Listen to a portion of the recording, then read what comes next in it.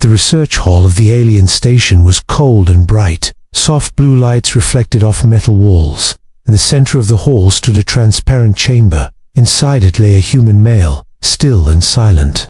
Alien scientists gathered around the chamber. Their voices were sharp and filled with amusement.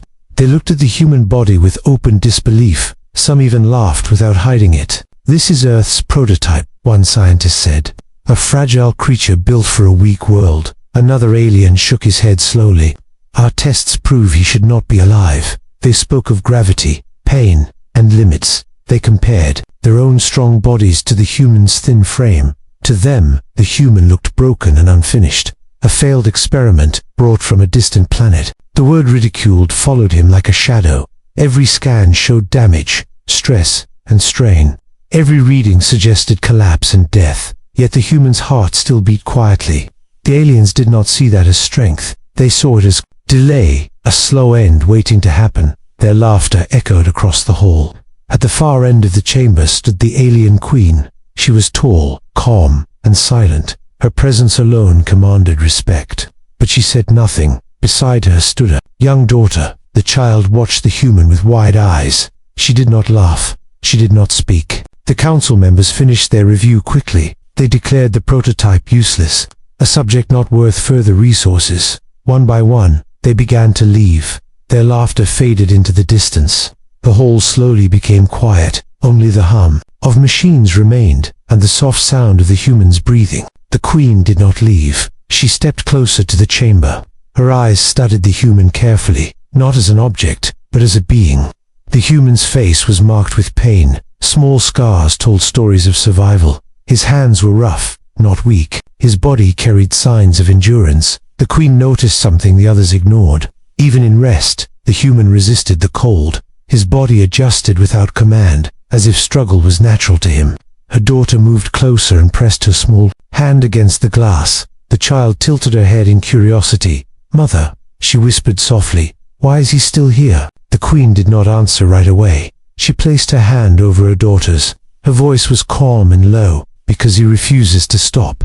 Inside the chamber, a small change occurred. The human's fingers twitched slightly, a movement so small it could be missed, but the queen saw it clearly. The machines reacted at once. Vital signs shifted and stabilized. The heart rate changed its rhythm, not failing, but adapting. The queen's eyes narrowed with interest. This was not fear, this was recognition. She had seen this kind of strength before, long ago. Her own people were mocked, called weak by stronger empires, yet they survived through patience and will. History was repeating itself. The human's eyelids trembled slightly, not opening, but trying. Pain filled his body, yet he did not surrender to it. The queen leaned closer to the glass, her reflection mixed with his face. Two beings from different worlds, bound by silent understanding. "This one is not finished," she said softly. "He is only beginning." As alarms remained quiet and systems held steady, the laughter that once filled the hall felt distant and foolish. The prototype they mocked was still alive, and the queen knew the galaxy had judged. Too soon, the chamber lights dimmed slightly as the station entered its rest cycle. Most of the alien crew believed the human would not last the night. To them, his survival was only a delay before failure. But the queen ordered continuous monitoring. The human remained unconscious. Machines scanned his body again and again, bones under pressure, muscles torn and repaired, organs working beyond expected limits. Alien scientists gathered in a smaller control room. Their faces showed confusion instead of laughter now. One of them pointed at the data stream. "These readings make no sense, according to alien science. A body like this should have shut down long ago. The gravity of Earth alone was enough to crush weaker species, yet this human was shaped by it." They reviewed records from Earth, a planet full of storms, pressure, and conflict. A world where survival was never easy. The human race was born into struggle. "This is not design," one scientist argued. "This is chaos," another replied quietly. "Or adaptation." The word hung in the air. Adaptation was rare, even among advanced species. Most races changed slowly over centuries, but humans changed within a single lifetime. Back in the chamber, the queen stood beside the glass once more. Her daughter sat on the floor nearby, watching silently. Neither spoke loudly. The queen studied the human's face. The pain lines were etched deep into his skin, not from this place, but from a life filled with hardship. She noticed how his chest rose and fell, breathing steady despite the cold air. His body adjusted its temperature slowly, without help from the machines. The Queen activated a private scan. Breaking council protocol, the results surprised even her. The human's nervous system was learning. Each moment inside the chamber made him stronger, not quickly, but steadily. Damage triggered response. Stress triggered balance. Her daughter stood and walked closer. She looked up at her mother. "Is he dangerous?" she asked softly. The Queen paused before answering. "He could be," she said, "but not by choice." The child frowned slightly. "Then why keep him?" The Queen placed a hand on the glass, because beings who endure pain without hatred changed the future. The child did not fully understand. Inside the chamber, the human's eyes moved beneath closed lids. Dreams pulled him between memory and pain. He remembered Earth. He remembered falling, failing, standing again. He remembered voices that doubted him, the laughter that followed his mistakes. Yet he always moved forward. A sudden spike appeared on the monitors. Energy levels rose briefly. Alien technicians rushed in, expecting collapse. Instead, the readings stabilized, stronger than before. The human's hand clenched slowly into a fist, a sign of will. This should not be possible. One technician whispered, "The body is correcting itself." Another added, "He is resisting the environment." The Queen straightened her posture, her expression firm and thoughtful. This human does not belong to weakness. He belongs to persistence, far away. The alien council reviewed the same data. Their confidence began to crack. Ridicule turned into concern. If one human could survive this, what could others do? What kind of species sent such beings into the stars, unaware of their own power? Back in the chamber, the human exhaled slowly. His body relaxed for the first time. Not surrendering, but resting. The Queen watched closely, knowing this was only the beginning. The galaxy had labeled him a mistake, but mistakes did not adapt. Like this, as the lights dimmed further, one truth became clear to her. This human should not exist, yet he did. The station entered a long, quiet cycle. Most of the crew returned to their duties, but the chamber holding the human never felt empty. The Queen was there more often now. She did not announce her presence. She did not give orders. She simply stood and watched. As if guarding something fragile and rare, the human remained weak. Yet each cycle showed small improvements. His body learned the rhythm of the station. Cold, pressure, and foreign air no longer shocked him.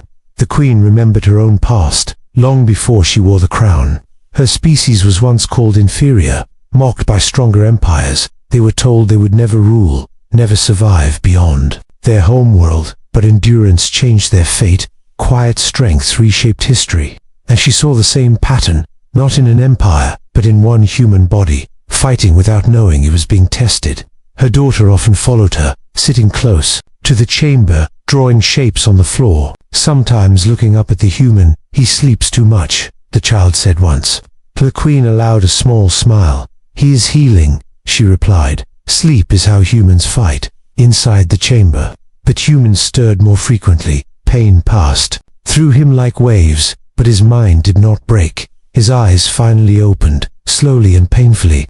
Light burned his vision, shapes blurred into shadows. The first thing he saw was the Queen, standing still beyond the glass, her form tall and unfamiliar, yet not threatening. Fear tried to rise inside him, but exhaustion drowned it. He did not scream. He did not strike the glass. Instead, he breathed, short and controlled, like someone used to pain, used to waking up broken. The Queen noticed this restraint. Most species reacted with panic. This human reacted with control, even in weakness. She raised her hand slowly, a gesture of calm, not command. The human's eyes followed the movement. Their gazes met. Two minds from different worlds, neither understanding the other's language, yet meaning passed between them. The human tried to speak, but his throat failed him. Only a rough sound escaped. The effort drained him completely. The Queen signaled the machines to stabilize him. She stepped closer to the glass. Her voice was low and steady. "You are safe." He did not understand the words, but he understood the tone. His breathing slowed. His body relaxed slightly. Her daughter stood beside her, looking at the human's face. "He looks scared," she whispered. "Yes," the Queen replied. but he is still trying." The child nodded slowly, as if learning something important, something beyond science. The human's eyes closed again, not from defeat, but from exhaustion, his body choosing rest over fear behind closed doors.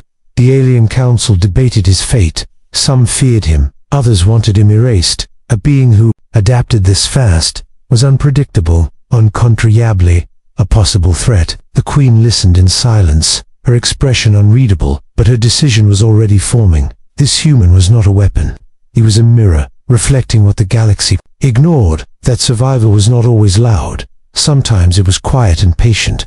She ended the meeting with a single command. "The human remains under my protection," the council protested, but none dared challenge her authority. Back in the chamber, the human slept peacefully for the first time, unaware of the conflict around him, unaware of the devotion growing. Nearby, the Queen stood guard once more, not as a ruler, but as a witness. Knowing the galaxy had not yet understood, the council believed judgment was coming. But the Queen knew the truth. This story was far from over, and the human had only just begun. The silence did not last long. The alien council called an emergency gathering. Fear had replaced laughter. Confusion had turned into concern. Holographic screens filled the chamber, displaying the human's latest data, strength slowly increasing, adaptation accelerating beyond predictions. "This is no longer a simple experiment," one council member said. "If he continues, he may become a threat." Another voice responded with anger. "We should end this now." The word termination echoed in the room, cold and final. Many nodded in agreement. They feared what they did not understand. The guards were ordered to prepare, weapons designed for containment, not mercy. The decision was clear to them. Back in the research hall, the human stirred once more. Pain pulled him toward awareness, his body heavy but responsive. He sensed movement outside the chamber. Shadows passed across the glass. Instinct warned him of danger. Even without understanding where he was, the chamber doors opened with a sharp sound. Alien guards marched in, their armor dark and imposing, their weapons glowing softly. The Queen stepped forward at once. Her presence stopped them. "What is your purpose here?" she asked calmly, though her voice carried authority. "By order of the council," a guard replied. "The human is to be terminated." The words hung heavy in the air. The child beside the Queen tightened her grip. Inside the chamber, the human opened his eyes again. He saw the weapons, and understood enough. Slowly, painfully, he pushed his hands against the floor. Muscles screamed in protest. Bones trembled. Under his weight, the machines warned of overload. Systems advised restraint. But the human ignored them. He forced himself upright. The guards reacted at once, weapons raised higher. Shock visible in their posture. The human should not be standing. He swayed, nearly fell, then steadied himself, breathing hard but controlled. The Queen turned toward the guards. "Look at him," she said firmly. "He is unarmed. He is injured. Yet he stands," she continued, not in anger, not in attack, but in refusal. The human lifted one shaking hand, not as a weapon, but as a sign, a simple human gesture of respect. The guards hesitated, confused by the act, unsure how to respond. They had expected violence. The council members watching remotely fell silent. This was not what they predicted. No rage, no desperation, only resolve, born from a lifetime of struggle. The Queen stepped fully between the guards in the chamber. "This ends now," she declared. "The galaxy judged this being too quickly. You saw weakness. I see endurance. I see control." Her daughter stood beside her, looking at the human with awe. "He is still trying," the child said softly. Her words carried unexpected weight. The guards lowered their weapons slowly. Orders no longer felt certain. Fear mixed with respect. Doubt cracked their confidence. The council began to argue among themselves. Voices overlapped. Authority weakened. The decision no longer unanimous. Inside the chamber, the human's strength faded. His body reached its limit. He sank back to the floor, but he did not collapse in defeat. He had made his point, without words, without violence. The Queen watched him closely, knowing this moment would change everything. The galaxy had tried to erase him, and failed. As alarms quieted and weapons powered down, one truth settled over the station. This was not a mistake from Earth. This was a warning. The station felt different after that moment. The air was no longer filled with doubt. Silence carried respect instead of fear. The human had changed something without saying a word. Medical teams rushed to the chamber, not to restrain him, but to help him recover. Their movements were careful and slow. The human drifted between sleep and awareness. Pain still lived in his body, but it no longer ruled him. His breathing was steady and calm. The Queen ordered his transfer to a recovery chamber, a place meant for honored guests, not experiments, not failures. This decision shocked many, but none challenged her. The council had seen enough. Fear had turned into caution. Records were rewritten quietly. The word prototype was removed. The word subject was erased. He was now listed as human envoy. The Queen's daughter visited often. She sat near the chamber, watching the human sleep, as if guarding him in her own way. He looks peaceful now, the child said. Yes, the Queen replied softly, because he is no longer alone. The meaning stayed with the child. When the human finally woke again, the pain was still there, but it was familiar, something he knew how to live with. He opened his eyes slowly. The room was warmer. Softer light surrounded him. No weapons in sight. The Queen stood nearby, not behind glass this time, but in the open. Trust replacing distance. The human struggled to sit up. Instinct pushed him forward. The Queen raised a hand gently, a signal to rest. He obeyed, not because he was weak, but because he understood respect. A small nod passed between them. The Queen spoke clearly. Your people are stronger than this galaxy believed. You endure, you adapt.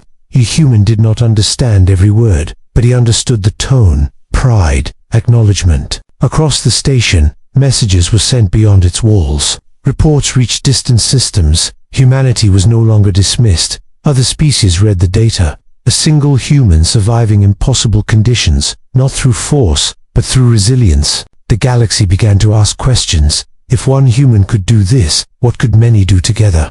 What kind of world created such beings? The Queen's daughter gave the human a name of her own. She called him guardian, not of the station, but of a new understanding. The human smiled faintly, a simple expression, yet powerful. It carried hope. The Queen watched closely, knowing history had shifted, not with a war, but with survival.